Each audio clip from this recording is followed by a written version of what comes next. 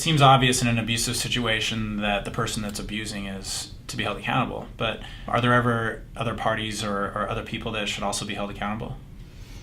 The abuser is making the choice to be abusive. The only other accountability would be to a criminal justice system that fails to follow laws to hold the abuser accountable. It's important to understand that the abuser is in control of his behavior at all times and is making the choice to be abusive. He walked into the house, and I'm sitting on the couch, and he walks into the door, and he looks at me, and he just said, "You're gonna make me kill you." If someone goes through like a reform program and they're released and they're rehabilitated and then they go out and abuse somebody again, should any of that accountability then fall on the system? No, because again, the abuser is making that choice. Reform doesn't guarantee anything. It just is an attempt to change your behavior. But the abuser is always in control of his behavior, so that's where the accountability rests. As an adult, you have a choice to change. You have a choice to change, and you can get help to change. That's your choice. Is there ever a point when the woman is accountable at all because she's not doing anything to get herself out of the situation or fix the situation? I don't think so, because the woman is making choices every day around staying safe.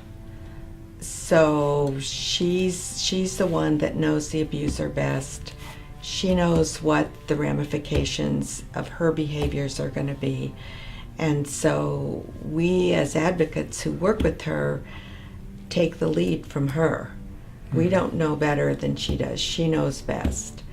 And she's making choices every day that she believes are in her best interests. And what can anyone else do except honor that? Domestic violence is a form of oppression, so we need to be aware about it. I think everybody's accountable. It's not a family matter. It's an issue that affects everybody. When I was first leaving my situation, I had people say, well, there must have been red flags. You must have seen this coming. There must have been something you did or didn't. And I would just beat up myself and think, yes, why didn't I see this? Why didn't I do this? A couple years down the road, when I would get a response like that, I got angry. I didn't do anything. You just leave me alone, because at that point it was like, no, it wasn't me. It wasn't me. And now I'm at the point where I understand why people say that. People want to feel safe. And if they can make it your fault, then they won't do or will do, and they'll be safe. So now if I'm asked that question, I will look at the person and I will smile and say, if it makes you feel safer to think that, you can go ahead. But it's wrong. I still think that there's a certain, for lack of a better word, shame that victims feel for being victims. They feel that at some level, part of this has got to at least be my fault. If not all of it is my fault. If I hadn't provoked him in that way, if I had cooked his eggs right, this never would have happened. And so there's a process that the individual has to go through before they reach the conclusion that, wait a minute, this isn't my fault. This is his fault. She was never good enough. She was never a good enough wife. She was never a good enough mother. She didn't provide enough financially or professionally for the family. And all of these awful things that he would say to her in front of me too. Some kids come in here angry at mom.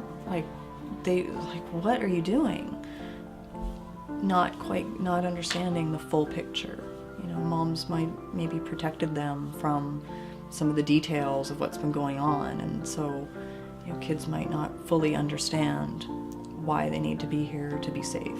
If nothing else, they've come here and they walk out knowing it's not okay, it wasn't my fault, and I'm not the only one. So they come in here, they see that there's other kids here. That's a huge revelation for a lot of kids that, wow, that kind of stuff didn't just happen in my house. It happens in all kinds of houses. What we want to do as prosecutors is make sure that abuser knows it's the state of Washington against you. It's not your spouse. It's not the victim of this abuse. It is the state of Washington coming down and saying this is not acceptable in our society. So if we can get that message out to the victims that we'll take the heat, we want to be the bad guys in this situation and confront the abusers and be the ones that are bringing criminal charges against them. You can step back and do what you need to do to keep you and your children safe. Let us take him on.